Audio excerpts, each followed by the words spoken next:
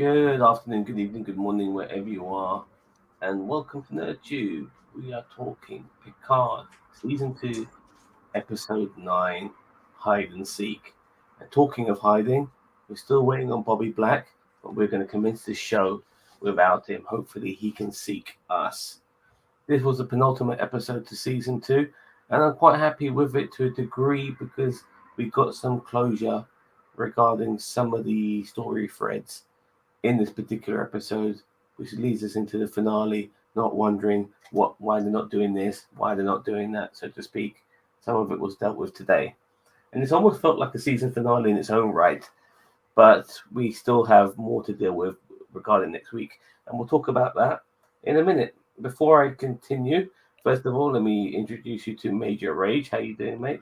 Oh, doing great. Proud to be here, as always.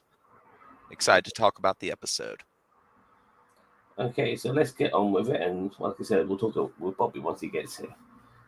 So, the way this episode began, it almost made me feel that Chateau Picard is some sort of haunted house now, because we see thunderstorms brewing. We hear them. We hear the clattering of thunder. Hello, Bobby Black. Just barely made it. Yes. Anyway, so we just talk about this particular episode and how it begins with thunderstorms and this haunted house feel that Chateau Picard has. And we also at the Rios' ship as well, which the name of unfortunately escapes me. And Rios is with the hot doctor and the kid, and unfortunately for them, the Borg are now coming onto that ship, and they evade them. I think they just leave the ship; they don't transport themselves, and they meet up with the Borg crew. Sorry, with their gang of Raffi, Seven, Laris, and Picard. And they're at Chateau Picard ready to make a stand. Bobby Black would love this because we've got some pew-pews, but I have to be honest, with all the Star Trek pew-pews I've seen, in the past, this was some of the weakest pew-pews I've seen in a while. But nevertheless, these talentless Borgs, who are a bunch of mercs, remember that. They are mercenaries. They are fucking military men. But instead of walking around with their fucking green lasers fucking showing everywhere, making themselves obvious targets, and these green lasers are not coming from their body parts, it's coming from their fucking guns, for fuck's sake. But nevertheless, they're not using their military training that they would have assimilated it within themselves, or already would have known to maybe flank these guys and try to take them out. No, they're going to show their green lasers everywhere. And that's how they try to take out. I mean, we now have a fight between our heroes and the Borg, and this is how the episode begins before we cut the credits. So, before I pass it on to you guys, I was going to mention a few more scenes because I don't feel that's sufficient enough. Agnes and the Borg Queen are fighting within themselves. Agnes has stopped the Queen from taking full control of the ship, and we do see a moment where we see Agnes and the original Borg Queen talking to each other, and she's put the control of the ship into, which is a code, into a hologram that looks like Elrond, and then this particular hologram of Elrond is programmed to protect the people on the ship. And Elrond, hollow Elrond, that is, goes full John Wick, the way he takes these motherfuckers out and kills them, or kills off a few Borg mercs. The Pew Pews gives Picard more flashbacks of his youth, minus his brother, because for some reason his brother never existed in the flashbacks. I don't know where is Robert? He would be a kid as well. Where the fuck is he?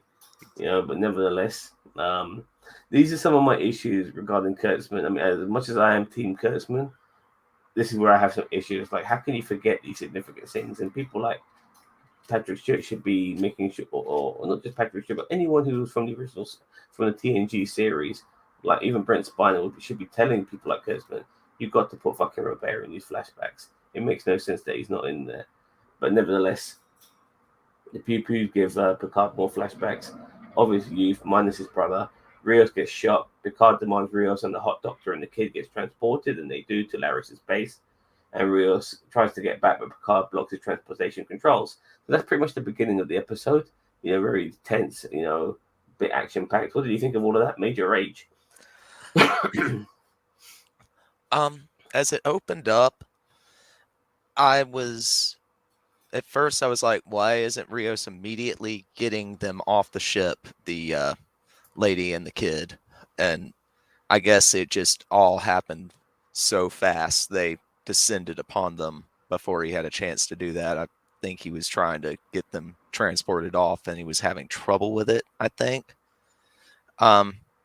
No, what you said about the pew pews and the action, that all that was subpar. The choreography wasn't there where we've seen with other new Trek stuff. And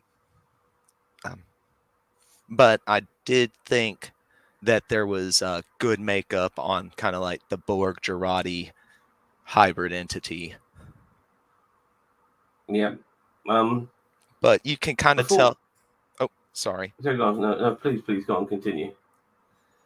I think as much as the emergency combat hologram Elnor was, I don't know. I'd rather just keep the ECH being only the Robert Picardo emergency command hologram. Well, holograms have come a long way since being just for emergency medical. But before we talk a bit more about this episode, I forgot to ask both of you guys, what did you think of this episode just generally? I'll start with you, Mage. I've tried to go into all the episodes, trying to enjoy them. I was enjoying it in the beginning, but it started to kind of go off the rails, jump the rails, and then jump the shark all at the same time. So it got harder and harder to enjoy as the episode went on, and that's kind of been the trend with the season, I feel. Bobby Black? I mean, this episode in general was okay. You know, after the past couple episodes of either Mindscape or incarceration, you know, type whatever. I don't know. Some of this season has lost its luster for me in the latter half. I thought that this was back in the right direction just because we're actually with our heroes and villains at this point, and they're actually active and doing something. It's not like mind space crap and all that other stuff and trying to convince some shamed FBI agent that the Vulcans are real or something. I don't know. I mean, but yeah, it was all right. It was back in the right direction, so I'll give it a solid pass. Okay, now before we continue breaking down, I'm so worried I'm going to forget this later on that I have to say this now. A lot of mercenaries got killed. You know, like, surely that has to have a massive effect of the future. If these people were supposed to be around a lot longer than they were, but they're dead. You know, and I find that really irritating for me. You know, like, isn't there a butterfly effect, so to speak, by killing all these mercs off? I mean, like 10 people probably got killed before they were supposed to be killed. And I just find that a bit of a big deal, so to speak. And on top of that, where was the FBI guy? Like, wasn't he there to help them out and shit like that? He just seemed to have vanished in this fucking episode. But yeah, regarding Daniel Vance, he says Robert was at boarding school. It was mentioned, but they did miss some opportunities. Did they mention that? Fuck me, that went over my head. I enjoyed learning about some of Picard backstory just because they had used more than impulse in getting there. Yeah, fair enough. So the pew pews get interrupted by Adam's song, and it's really good to see Brett Spiner playing a villain. I'm loving it. I'm absolutely loving it. He's very good, man. You know, he's one of the most underused, underrated actors of our modern times because he's got a lot of range. He really does. He's got so much range. And it's a shame that he hasn't been in more stuff, you know. You're talking about outside of Trek, right? Outside of Trek. Okay. Well, I feel like they got their money's worth with Spiner between Lore and Soong and all those other things. So, I mean, yeah, outside of the Star Trek, though, I agree with you. He was definitely somebody that they shit the bed on. Like, yeah, he's you know, like, I mean, obviously Patrick Stewart is a phenomenal actor, and he's done quite a lot of things. If you look back his filmography, you know, he's just as much Professor X as he is fucking Jean-Luc Picard. And he's done other stuff as well. Conspiracy Theory is one of my favorite roles he's done because he plays a bad guy in that, and he's so fucking good. American bad guy as well, which I really like. But yeah, someone like Brent Spiner, you see the way he performs in some of his Trek stuff. You think to yourself, damn, this guy should be doing other things. But anyway, you enjoyed the backstory, did you, Daniel Vance? Fair enough. I'm glad somebody did. So the Pew-Pews get interrupted by Adam Song, who has an offer for Picard. He's basically Song, that is, he's disillusioned with the legacy, but he demands that if Picard does stand down, then they don't have to die. And that's basically the offer he has for them. Picard memories that come back very briefly regarding hide and seek, and he basically tells Song he has to find them first if he wants to stop them. So he's basically playing hide and seek with a bunch of mercenaries who want to kill them. Raffi and Seven are separated from Laris and Picard because they believe in the divide and conquer plan. And Picard and Laris go underground where the chateau has many hidden tunnels. Now, this is the funny thing. Now, Picard, I know because of trauma and stuff, but I understand. But still, Picard has not been in these tunnels since he was a child. I mean, those tunnels are a vault of fucking history. And the fact that he hasn't been there since he was a child is kind of remarkable. So we see flashbacks as he plays hide and seek with his mum. Laris recognizes the tunnels from Picard's memories from the previous episode when she was inside his brain. The Borgmuts are doing their best Splinter Cell impersonation and are hunting Raph and Seven. And we also find out from Seven that she did try to join Starfleet once they got back to the Alpha Quadrant. But Starfleet denied her because of her Borg implants, even though Janeway did vouch for her, which is pretty cool of Janeway. So, with Adam Song being the mustache-twirling villain, for sure, of this episode, and him basically playing hide and seek in the tunnels, and Seven obviously trying to join Starfleet but not being allowed to join Starfleet. I mean, the way Starfleet are being portrayed more recently, there is a bit of a bigoted side to them. There is a bit of an assholey side to them, and then that's come ever since Star Trek Insurrection, I believe. Where they tried to take over that planet. It's ever since that film, that assholey side of Starfleet's been there. So what did you think of all of that? I'll start with you, Bobby Black. Sorry. Yeah, I mean, I'm sorry. What are we talking about again? Yeah, it's okay. Don't worry. I understand, Bob. No, I literally walked in the door and got on here, so. No problem. Look, we find out that there's some tunnels, which is Picard's going to hide in to get away from Brent Spiner. The fact that he's pretty much the mustache-twirling villain of this particular episode. Yeah. We also find out from Seven that she tried to join Starfleet, but was denied because Starfleet don't want somebody with Borg implants in them. Even though Picard got those implants, but he got a pass. But fair enough. Well, but Picard was already a part of Starfleet, and I'm not justifying it because I agree with you. I'm glad we heard that backstory about like what happened after Voyager got home. That even Janeway threatened to resign over it. But Daniel Vance brings up a great point that Icheb why was Icheb admitted and not Seven? I mean, and that would have been my point. One of my points is that's a good point actually. Really why was Icheb admitted? I mean, is this like a Jedi thing where it's like, oh well, he's young enough to to be admitted to the Federation Council or the Federation training, of space wizardry. But that was my first thought when I heard that part. I'm like, so wait a minute, like they wouldn't admit Seven into and it felt. I'm glad we got the explanation of why she didn't go into the Federation, but at the same time, I feel like the Federation shouldn't have, blocked her like that. Like, I felt like that was a dumb reason for her not to get in. You know what I mean? Like, if they gave us a legit reason, like, or even Seven saying, well, I tried Starfleet for a couple years and it just wasn't for me. They weren't doing what needed to be done, to make sustainable change in the universe. Which is why she became a Ranger. Yeah, and it's like, but it's just like, oh well, they wouldn't take me, and it's like, wait a minute, like that's not something I don't think the Federation would do, and it just makes me wonder if these writers really do know what the Federation is all about. You know what I mean? I know that some Federation admirals and some like that can be, and commodores can be like dumbasses and stick in the muds. But at the same time, I always feel like the core value of the Federation is there, and they normally have a pretty good reason for doing the shitty stuff they do, except for Admiral what's his face from Insurrection. So, and I think you brought up Insurrection earlier. I don't know if it was in reference. Yeah, to I did bring up Insurrection earlier. Actually, you could even go further back than that. I'm not sure if that episode of DS9 where Cisco played the bad guy. I'm not sure if that's before or after Insurrection, but nevertheless, you know, if you want to throw that into the mix regarding like basically bending their morals and their rules to get the job done, that's what Cisco did.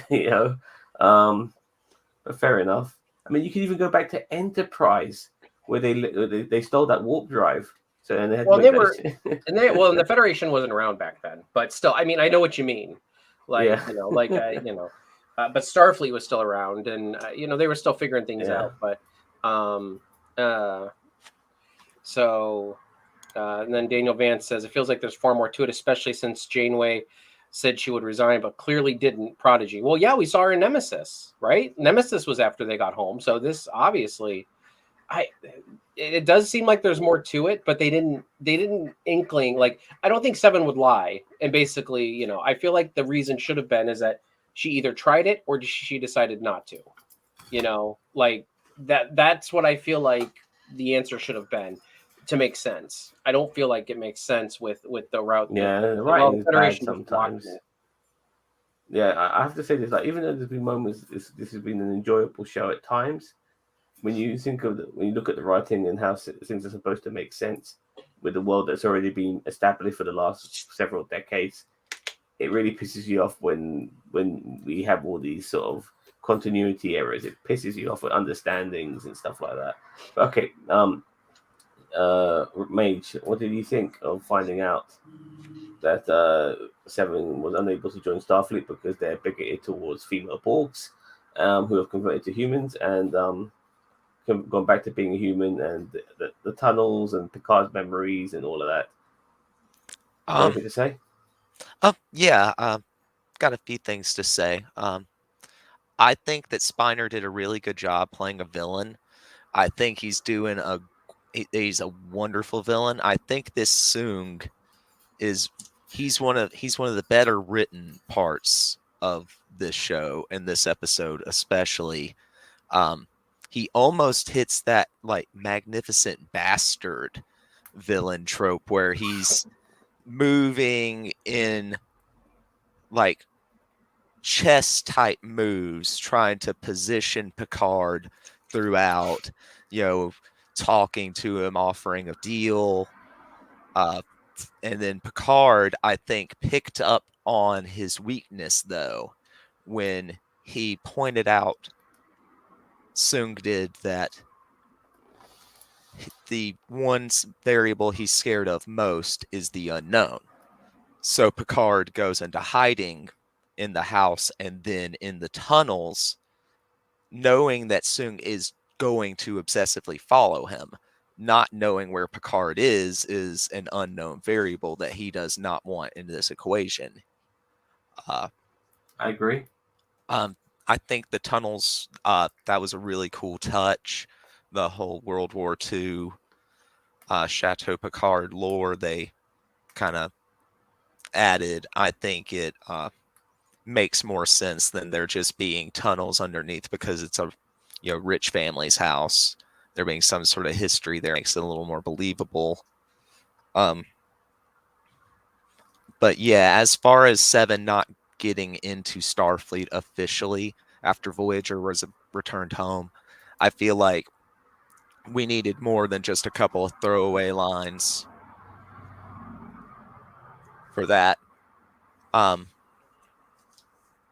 That would really help us answer some of those questions. As for why Icheb and not Seven, I think maybe it's not only age, but the amount of time that Seven had been assimilated. She was assimilated as a very young child and spent most of her life as a Borg. That makes her kind of a greater kind of backsliding risk, more of a security risk.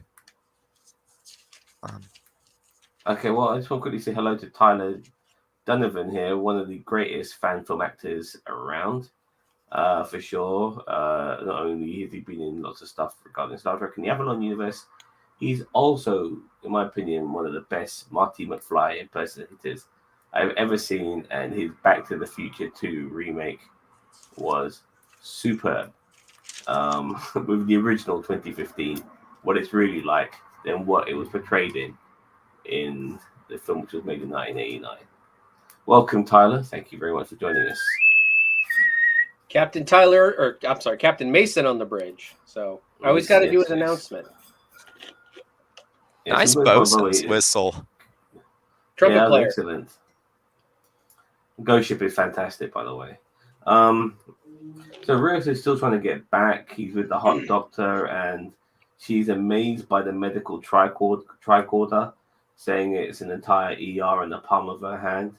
And she basically wonders what the future holds as she tends to Rios' bullet wound. Song discovers the secret entrance to the underground tunnels, and we get more flashbacks of Picard with his fucked up mum. We see the moments again from the previous episodes of Picard's dad locking her in a room. And then we get back to Song and the Mercs, and they're chasing them down. And Picard finds a gun from the World War II era, which probably hasn't been used. Because remember, they're back in time, which probably hasn't been used for at least 80 years. But he still manages to get a few shots out of it, which was a bit funny.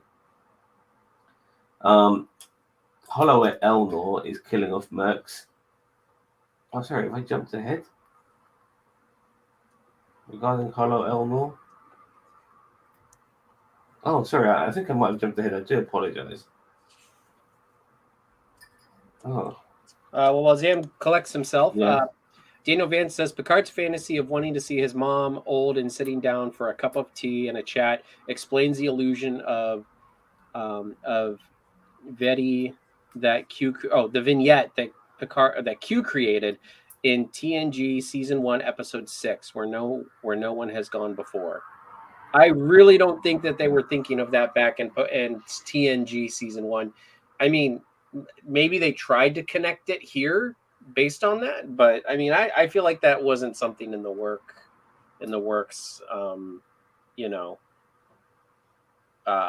back in TNG. I mean, I don't know. They kind of probably just weren't. They retro canonized it or something, Sorry, I'm back. I sorry, go on.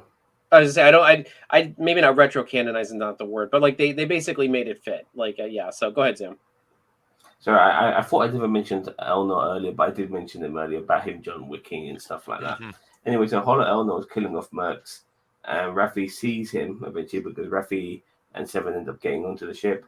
But he immediately tells her he's just a hologram, which is very good. There's no bullshit in there.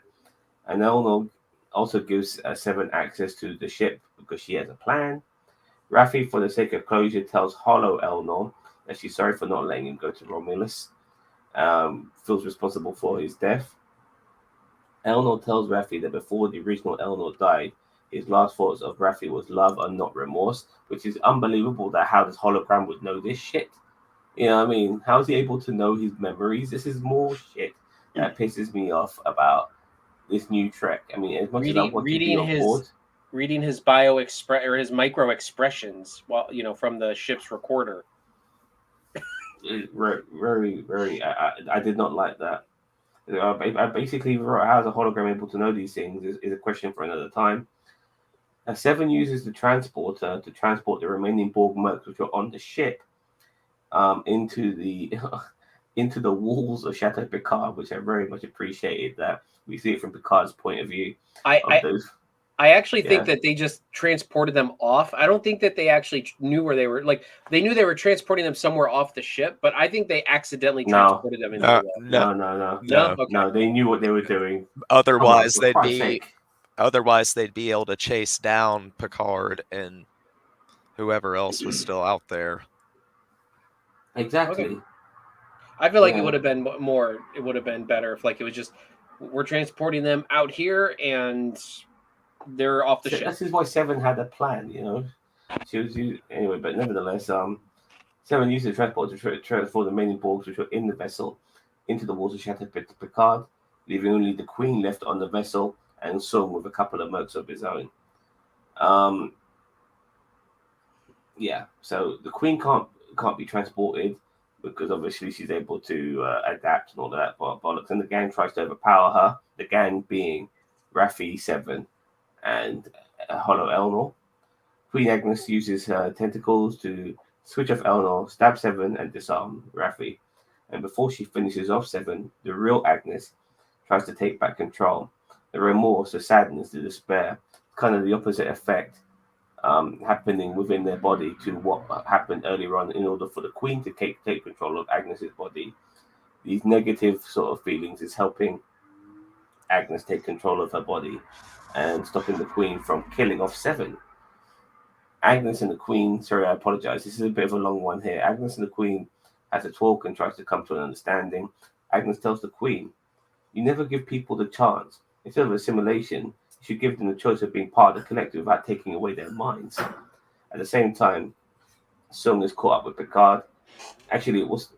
I'll stop with that. So with this sort of understanding now coming between Agnes and the Queen, trying to be better than what they were, an evolution to what we know about the Borg, making them, yes, use your technology to help people, but you don't have to take away their brains. Give them the chance to still be who they are. What did you guys think of that? This battle between Agnes and her own body with the Queen, because there's no way that Agnes can be herself ever again. She's always going to be the way she is now, a Borg, so to speak. But what did you guys think of that? Seven getting stabbed as well, and all of that, and Elnor fucking having the memories of the Hollow Elnor having the memories of his dead real life counterpart. What did you think of all of that? I'll start with you, Mage. Okay, so Raffi and Seven making it to the ship, despite all those guys shooting at them, when they'd basically already said they didn't expect to live. If they really felt that way, they're going to be like half-assing it. How'd they even make it? This is where kind of once again the episode kind of hits red alert for me and just starts to seriously decline. Sung kept being the best part. He was clever when he found the entrance to the tunnel. You notice not only the disturbed debris on the ground, like where the dust was cleared, but he saw the emblem was askew. Just really great villainy. Raffi using a hologram to get closure and try to get absolution for the guilt she felt for manipulating Elnor. I get it, but I also thought she seemed like the type of character who wouldn't take that sort of easy way out and wouldn't be so easily placated or able to find a surrogate for those feelings. But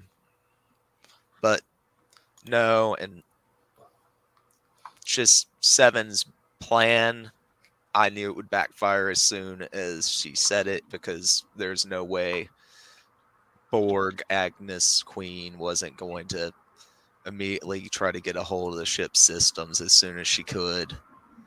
I feel like the characters have all developed a case of, oh Lord, they're just terminally stupid at this point. The plans are harebrained. But I was glad when there was fewer pew-pews and people actually tried to talk things out and use like reason and persuasion, more like old school Trek, until you got to the proposed compromise that Girardi pitched. I don't think the Borg Queen would ever accept that deal in a million years, not as previously characterized. Never. Yeah. I never really thought of that, but I'm glad you mentioned that, because that is so true. It is so fucking true. How would it even work? How would it even work? It's antithetical to the concept of the Borg collective to leave any individuality. I don't think there is a happy middle between the concept of individuality and collectivity as far as a collective consciousness. I agree. This one couldn't get to Daniel Vance here because he said something really cool. Sorry. Eleanor finding the sword was a nod to Pulp Fiction. The game said, yes, you know what?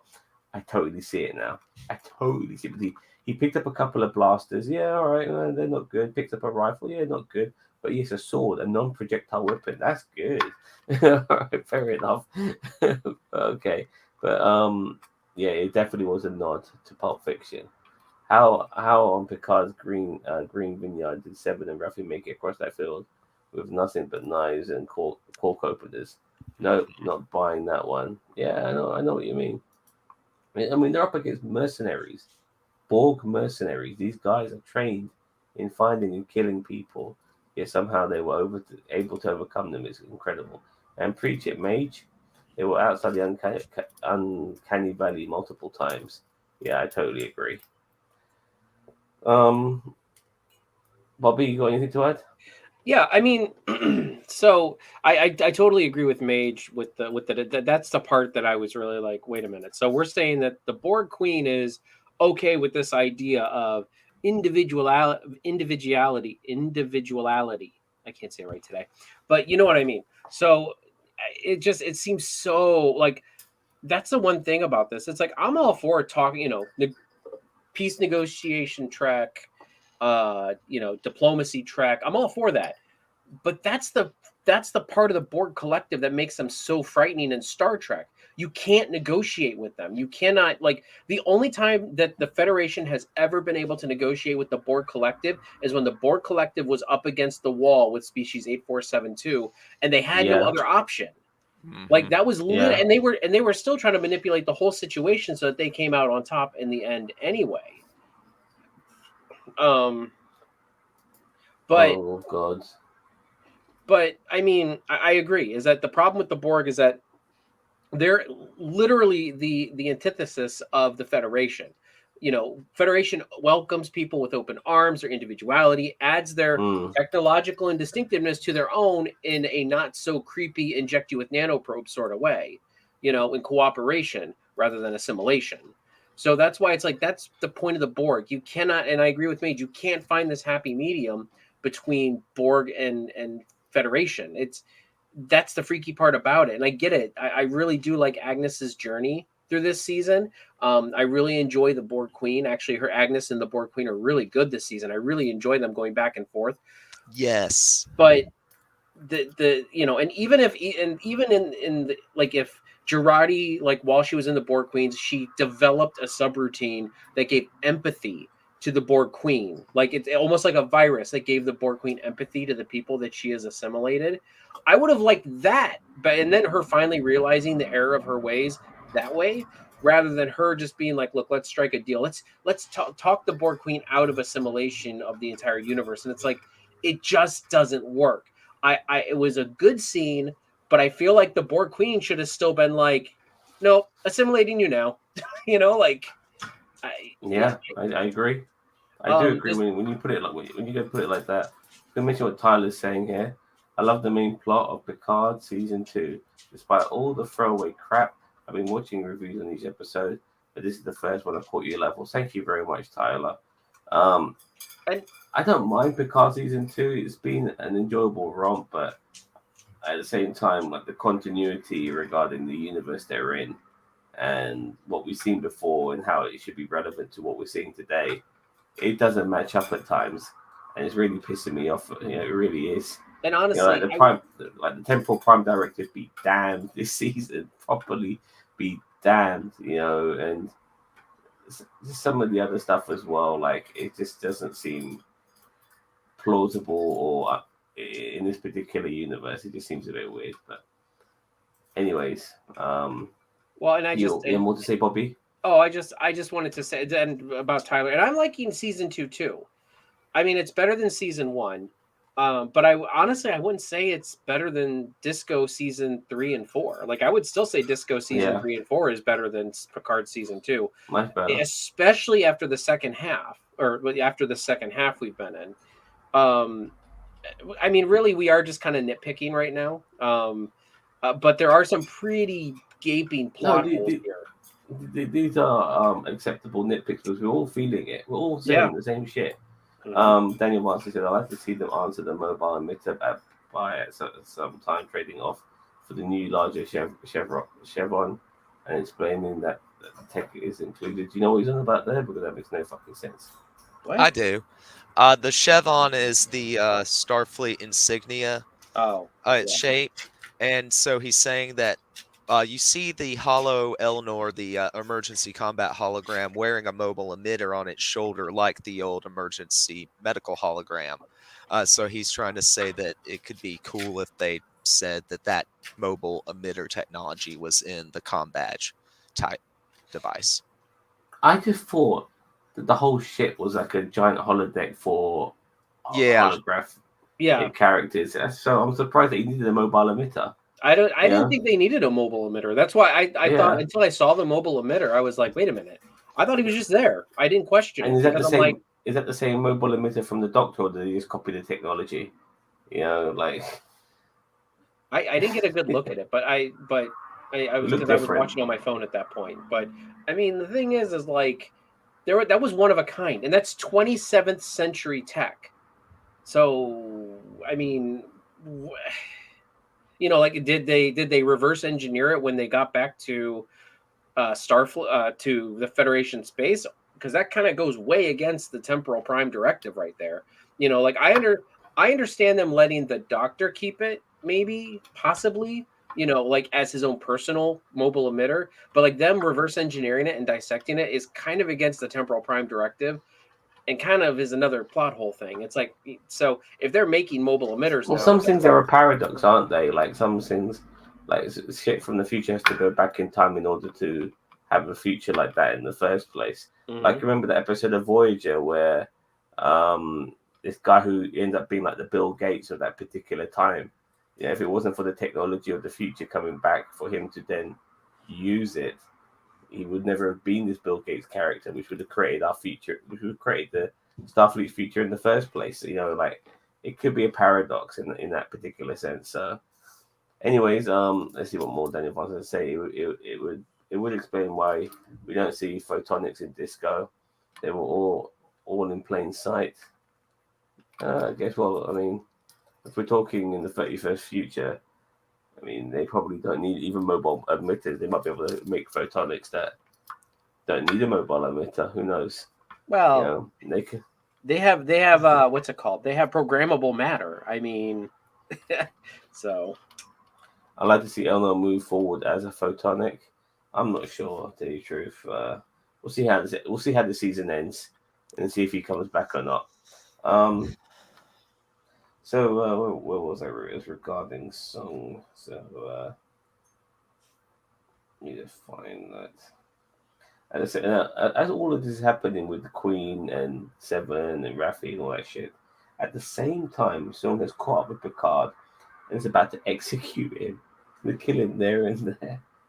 And then Rios manages to get the transport working, and after saying goodbye to the hot doctor, who wants him to stay, he gives her a kiss and transport to the chateau, stopping the execution and killing the last of the mercs. It's amazing. Like he's fighting these mercs, and Laris and Picard are just standing there like a couple of people waiting for a bus. I mean, like, you know, this guy who's been already shot in the arm, he's saving you. Why the fuck are you guys just watching? But fair enough.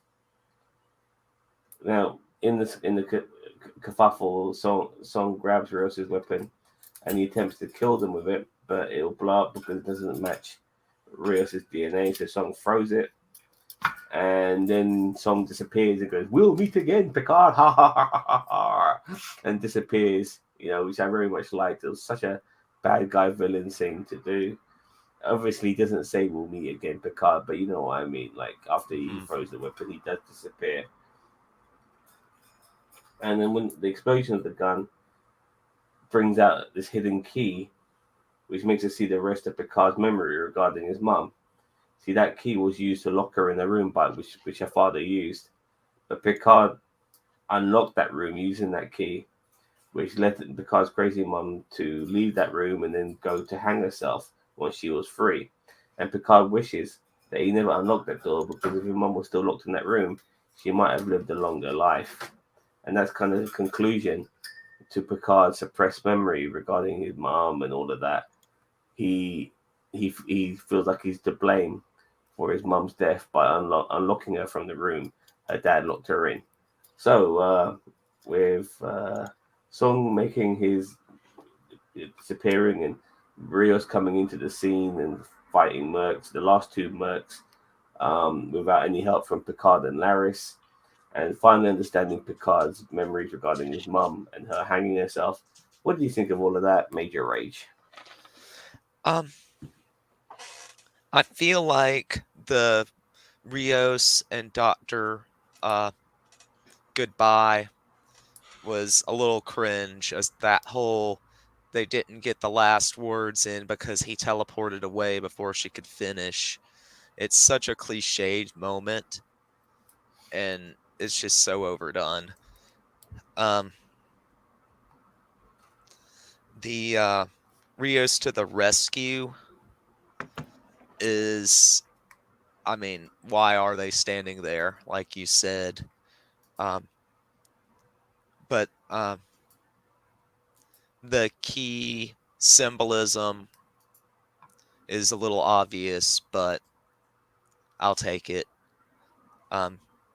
Picard seems that all that internalized guilt and regret, I think even Talon pretty much says it, that's why he kind of avoids connections and romantic entanglements and stuff like that, is because he's scared he's going to hurt the people he cares about. And he's been operating with that's all relationships for you, dude. I'm not trying to say it to you, but that's just generally how it is, you know. Mm-hmm. Zam hurts me every day. Yeah, more ways than one. But what did you think of all of that, Bobby Black? I mean, it was fine. Rios to the rescue was fine. I thought that was a good, like, save the moment. I was very confused by the whole Rios and Hot Doctor, like, because she's begging him to stay. He's saying he has to go. I thought it was going to the opposite way. I thought he was going to say, I can stay. I want to stay. So it's like they did the right thing, but like, where he's saying, I got to go back. This is not my timeline, blah, blah, blah. But I thought it would be Rios being like, and I guess that's good because they surprised me, because I always thought it would be Rios saying, no, I want to stay. I want that sweet, sweet Dr. Ass. And then...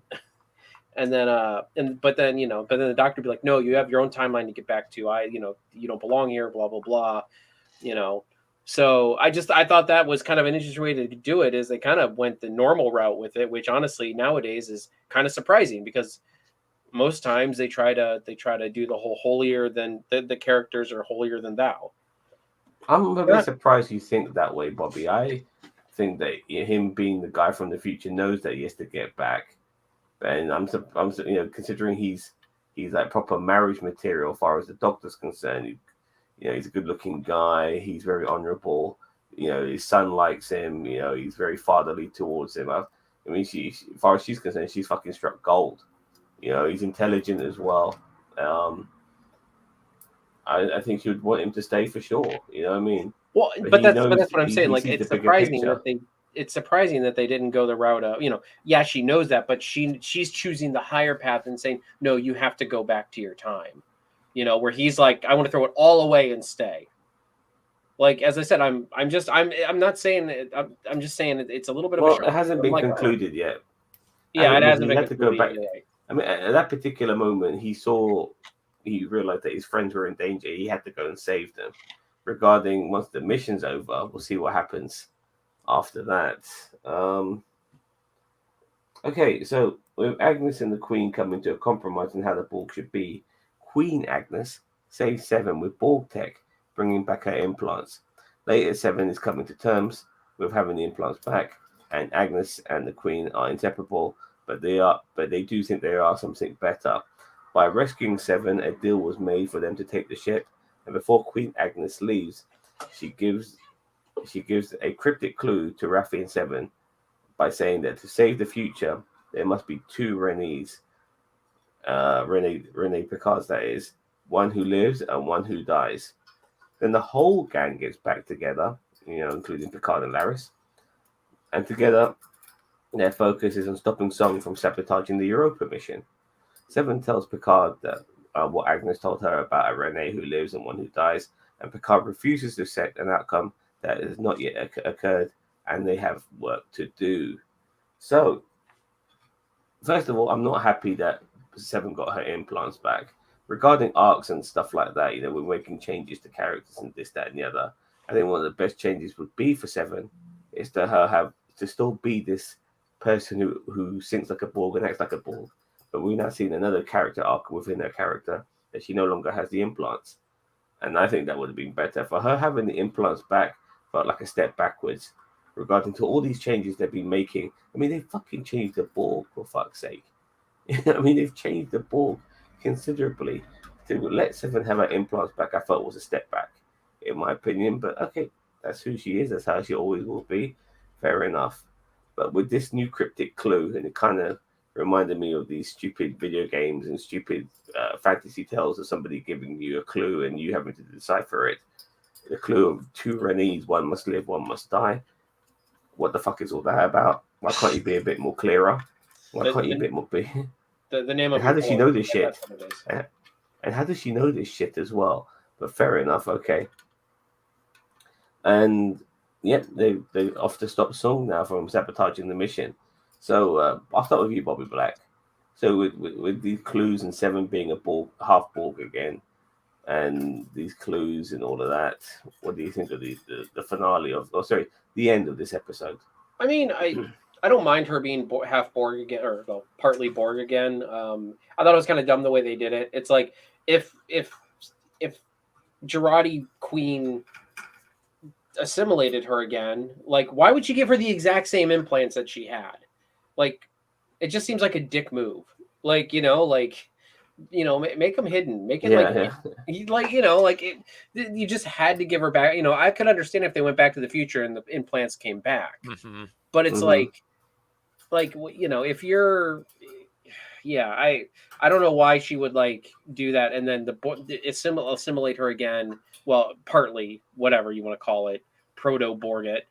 And then she just gets those same implants back. It's like, okay, this is kind of like they don't have enough money in the prop department to pay for additional prosthetics for the character.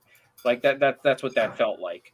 And then the cryptic message to Renee's one Europa mission. I mean, we'll figure it out next week. Daniel Vance says Renee going to Europa must live. Renee, Picard's nephew, must die.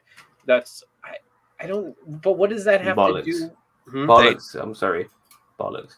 The writers didn't remember Robert at all, and they're dealing with Picard's childhood. Well, no. There's no way Daniel Vance said earlier in the comments that Robert was mentioned, but he was at boarding school. So he's at boarding school at this point, in the flashbacks.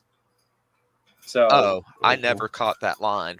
That's what Daniel Vance says. I didn't catch it either, but 9 times out of 10, Daniel Vance is right. Let's be real. I was a bit weird, 24th century boarding school. I mean, it just seems to grow grapes. Maybe they're just traditionalists, and they did say their father was a traditionalist. Yeah, fair enough. I don't know. I mean, but yeah. So and then Girardi taking off with the ship. How are they gonna get back? What have they Q. I know, but they don't know that. And okay, that brings up my next point that I was going to bring. What the fuck is Q doing? What is going on with Q? Q, we have gotten so little Q in this, and I'm saying I don't want him to be a main character throughout the entire season, but he was built to be this antagonist of some kind, and he's just like the Gilgamesh from Final Fantasy V. He just shows up every now and then just to be annoying. Like I don't understand. Zam, you lost on that reference. Mage, you probably got that reference. I get what you mean though. Like somebody who comes in, comes out. Yeah, I And get he's you. just not. He's just there to cause mischief.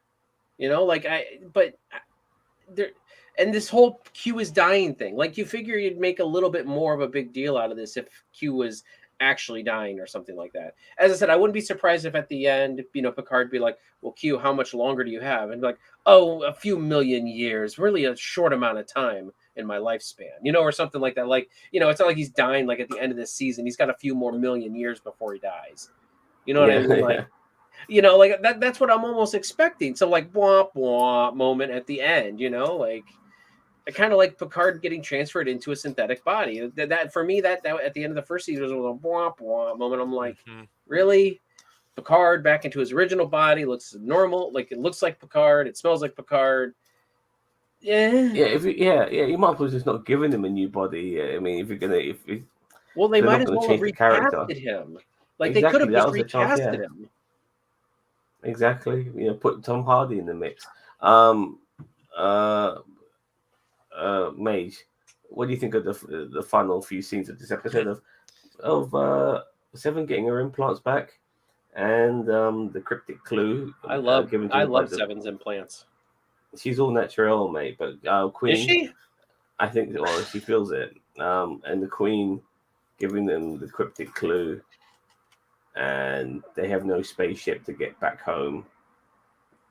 What do you think?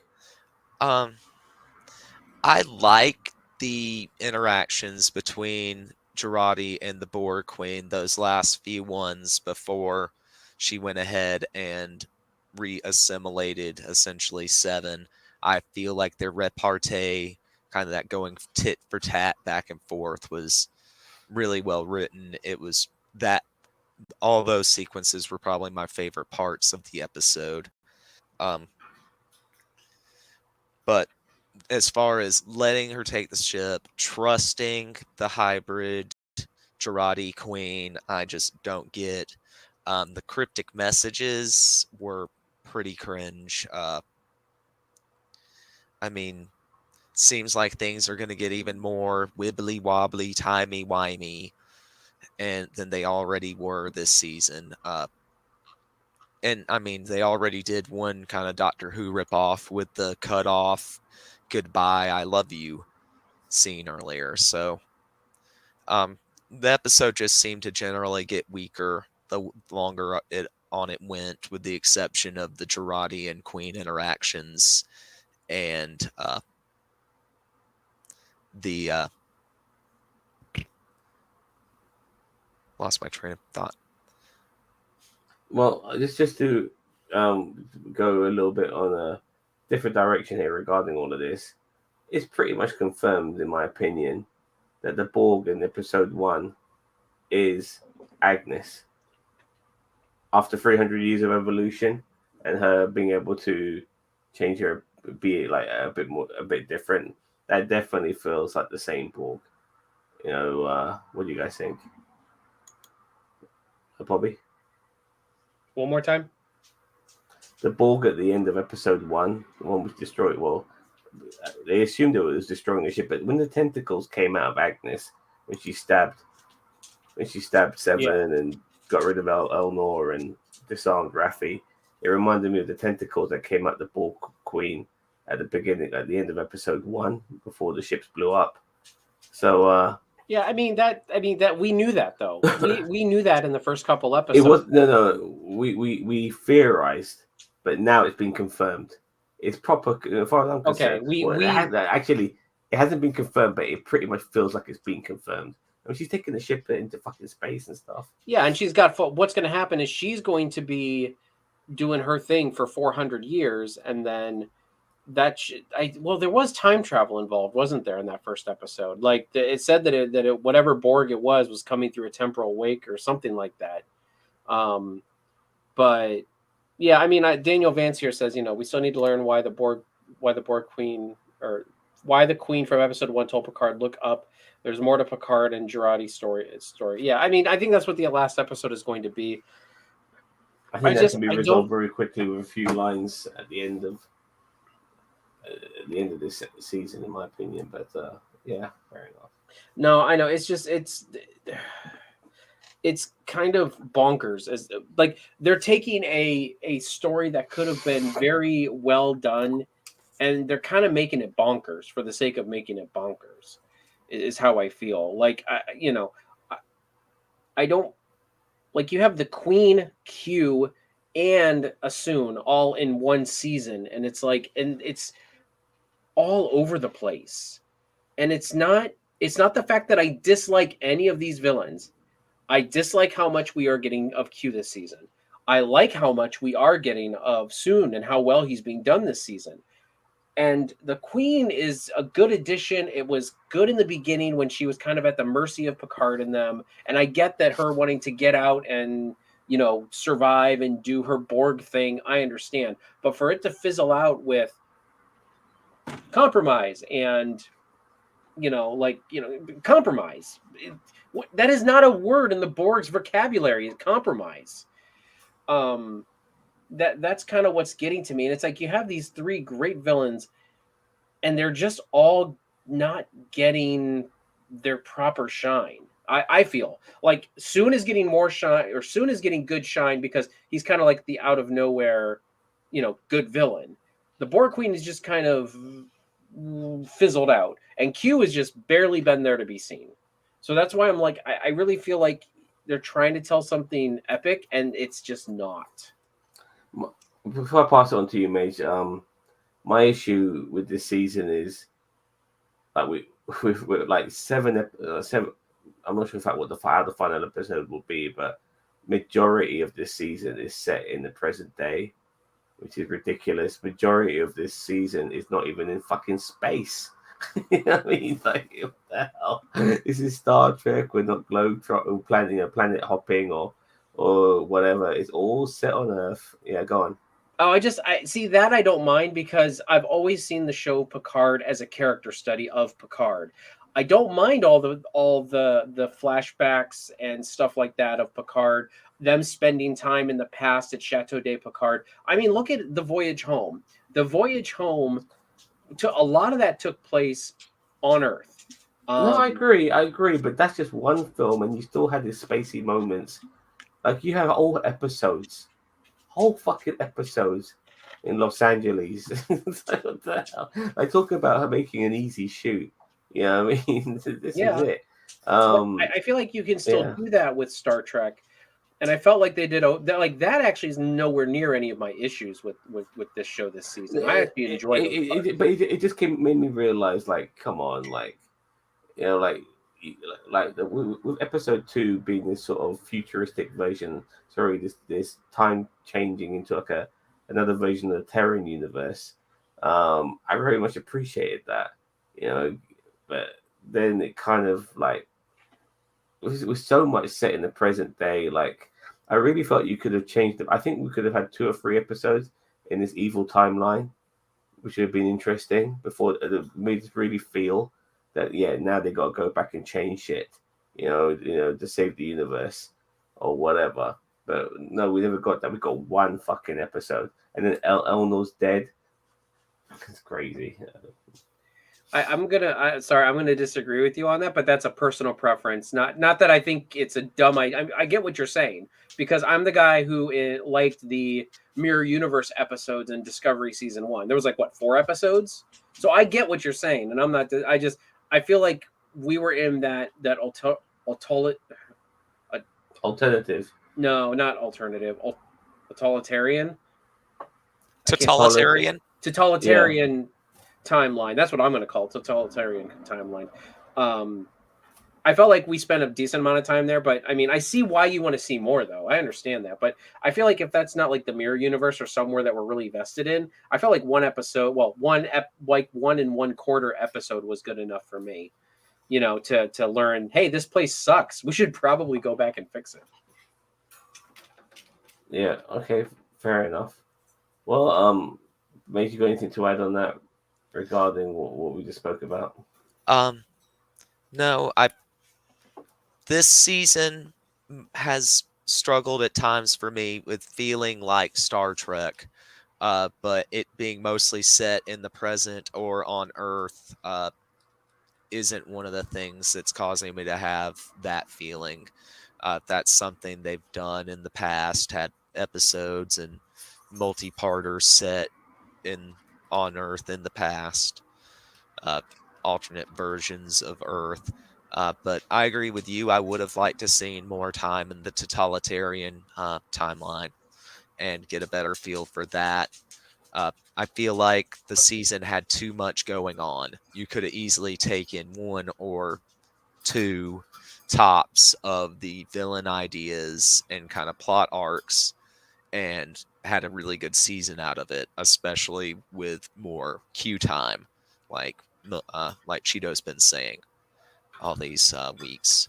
Could have got rid of the whole Picard mum angle, in my opinion. No need for it. No need for it at all, in my opinion. I disagree. I think disagree with that as well. I feel like it's been a pretty good delve into Picard's past. I think that they did kind of little at points they did kind of hand-fisted a little hard with with the whole Dreamscape episode. I thought that was a bit heavy-handed. Mm-hmm. But like him having these moments while they're in Chateau Picard and he's discovering these things in like the tunnels and stuff like that I was okay with. But like, yeah, the Dreamscape and him doing all that and him having the crown, the prince crown and bullshit like that. And yeah, I find it hard to believe that he hasn't been in those tunnels since he was a kid. I find that really hard to believe. Like, surely you would want to check that shit out, But no. I mean, that whole tunnel was full of fucking, like, I mean, having all those World War II weapons for a start. My God, there's a gold mine down there. They wouldn't still be there by Picard's childhood, though. They're there in like our but even in 2024, that stuff wouldn't work. Like, I thought it was great when he picked up the gun and shot it, and I'm like, what the hell? Yeah, that's an 80-year-old gun. That's with disrepair. Yeah, the rust and even the little bit of rust and the non-maintenance and dust and everything, it wouldn't fire correctly. It'd probably explode in his hand if it even got shot. Unlike Laris's, Talon's rifle that got blasted and didn't blow up this episode. Yeah, right. Yeah, I remember that. I was thinking, why? I thought, yeah. And by the way, that gun looked awful. By the way, it looked like something you buy from Toys R Us. Yes, the Nerf gun. They painted a Nerf gun. It's a big old Nerf gun. Couldn't stand it. Couldn't stand it at all. But yeah, it was good to see Elnor come back. I mean, I like the way they make him. I love the choreography of his fight scenes. It's so John Wick. I fucking love it. And I just hope they don't keep him dead. He's the first Romulan to join Starfleet. I don't want it to end like that for him. Like I want him back. Agree. I totally agree. It'll be really good to see what happens with the final episode where they do bring him back. But what moments we've had of him, I thoroughly enjoyed. Honestly, I have. I thought the second episode, he was really good in that episode where there's the moment where he was getting the shit beaten out of him, but it was just to buy time. And then when the time was bought, he was able to come back and beat the fuck out of everyone. I mean, the guy is a one-man army pretty much, So Daniel Watts has said the lessons Picard learned from his mom makes him a better captain. He understands helping someone can have dire consequences. I agree. That's actually one of those traits of a leader that people don't talk about is, that's and they have those episodes in Star Trek where it's like, you can help all these people, but then you're seriously jacking up the balance of something. They have those episodes where it's like it may not be fair, but in the universal scale, it's kind of the way evolution and everything like that. It's kind of how it has to be. So I think that is a good takeaway. Maybe it's just me, but I think watching this and before this, watching Moon Knight, back-to-back shows of fucked up mums. You know what I mean? Like, I didn't even put that together until just now. Fucked up mums. Yeah. So, you watching Moon Knight by any chance, Mage? I'm not current, but I was watching it, starting to like it more and more every episode, but I haven't got to the part with the mother connection yet. Oh, fair. I'm sorry for giving that away. I do apologize. I haven't given away too much. But yeah. Okay, so I'm gonna give this episode. I'm gonna stick with my 7 just as a generous 7 out of 10. What about you, Chia? I'll give it a 7 out of 10. Yeah, as I said, I didn't have too many issues with.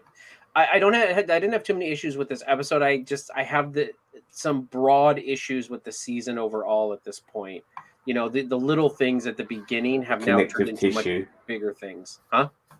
The connective tissue in the Yeah. world, in the universe that they've created, and they're not following their own fucking rules. I know what you mean, but then again, like they said, fuck the temporal prime directive when they met Zephyr and Cochrane. And by the way, this is very Zephyr and Cochrane-esque with the final episode. I want to add that as well, with them having to make sure the space mission goes ahead, mm-hmm. you know, and stuff like very that. first contact, yes. Yeah. Mage, you got anything else to add? No, I'd give it what's your rating? A 6 out of 10. I'll go with this week. I'm liking it. The episodes less and less every week. I feel like this one had more wrong with it than it had going for it. I haven't been able to really nitpick it this hard yet until this week, so I'm going to go with a lower rating. Side note, in one of your recent videos, you told Josh you loved the Cosmic Stream, but you were actually talking about Agent of New Worlds. That is correct. He is right. I just realized that when he said that. Was that you? Yeah, it was me. I said Cosmic Stream. Okay, because I had no idea what the fuck he's talking about. When Josh was on with us last week and he was talking and we were talking, you know, singing his praises. I think they just take turns coming on here so that we can plug their shit.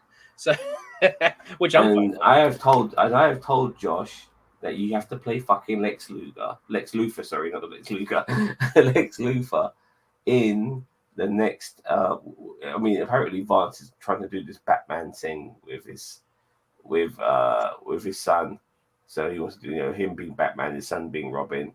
And even though Lex is a Superman villain, he has gone up against not only Batman but Bruce Wayne as well. I was about to say Lex Luthor is very involved because they're like the two billionaire powers. They're like Elon Musk and Elon Musk and Jeff Bezos. Well, no, Elon Musk is not a good guy in any comparison.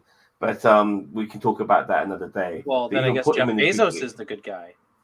No, Jeff Bezos. No, there's no billionaire is a good guy. You know, in the fictional world, yes. In the real world, no. But if they were fucking good people, they'll be trying to maybe stop things like fucking homelessness and poverty and shit like that. But fuck all that.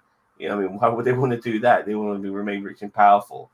But yeah, in the fictional world, we do have Batman, who himself, by the way, doesn't try to stop poverty. He wears a fucking cape, drives expensive vehicles, and fucking beats the shit out of people. But so maybe it's a bit true to form in some departments. But regarding that, I hope to see Josh as Lex Luthor. I've been calling it. I took the piss out of him a while back, calling him Lex Luthor. Now I demand that he plays fucking Lex Luthor, and do it. Do it now. But anyway, if Cosmic Stream is a good fan film and Agents of New World is an excellent fan film. So just little plugs there for Tyler and for the Avalon universe. They're friends of ours and they are absolutely great. Great fan films that they keep putting out. I mean, they knock it out of the park almost every single time. When they follow their convictions, because there was one that they did that we weren't too particular on. And even the director said, he said, you know what? He says, looking back, I know I learned from the mistakes that I made. And for that, I mean, hey, we're all content creators and we are all learning. Yes, some of the stuff Tyler's done, that action film they made they actually thought that we were going to rip the shit out of that action movie. And we ended up loving it. You know what I mean? Get to the shuttle. Yeah, and obviously his Back to the Future scene was superb as well. So I like the cleverness of it, and being self-aware when you're making fun of yourself and stuff like that. Very much appreciated that. And all of these fan films we have done reactions to on our channel, and there should be links in the description to their original stuff. So if you find it on our channel, go over, click the link in the description that is the original content, and go and support these guys. Avalon Universe, great bunch of content creators, guys. Fan films. Yeah, their recent fan film was superb. So All right. So okay. Well, tomorrow we are doing Sonic, the Hog Hedge. Is that correct? Well, I think that's going to be recorded, so Oh, I'm so sorry. I don't know it's why I okay. thought I did. But they're in the near Thank future. you for trying to plug it. Yeah, right. But in Yeah. the near future, I just want to say that I recently saw the Sonic film, the first one. I haven't seen the second one yet. It gets better as it goes along. You know, I thought to myself, what is this bullshit? But then as I watched it more and more, I started to like it. I really and Jim Carrey. It's so good when you see Jim Carrey doing Jim Carrey shit. Like he was old school Jim Carrey in that movie. He really was playing Dr. Robotnik. Have you seen the film? me, yes. Yeah.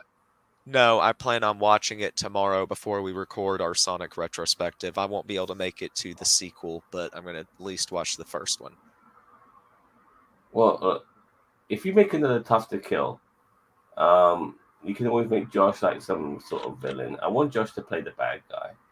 He's he's got the dome for it. Yeah, he needs to play the bad guy. So yeah, you can like instead of making Tough to Kill, you make a James Bond. You Tyler the Donovan, you could easily do a good Roger Moore. I can see it in you already. And when you had that beard, you were really good as a Mark Hamill. But I can really see you as a Roger Moore James Bond character, and I can really see Josh as your stereotypical Bond fucking villain. Make it happen. Do it. Do it now. Do it now. All right? Get to the chopper. But yeah. Okay, my Young Justice review is coming up tonight. I'll probably get that out later on tonight. Wonderful, wonderful, wonderful. And this weekend we will probably have some Final Fantasy content that we recorded with Mage and Bearded is going to be coming out. We did a article breakdown, and next week we'll probably have the other thing, which what do we do, Mage? Now I don't even remember. A live like trivia quiz where we like where we like all tried to answer tough questions about Final Fantasy, tough questions about Final Fantasy, and we kind of we're stumbling over questions and trying to test our trivia knowledge. And they were toughies. Okay. Sorry, go on. Oh, I was just commenting on the trivia because they were pretty tough questions, some of them. Okay, Tyler just chimed in with more stuff about his potential sequel. Tough to Kill again.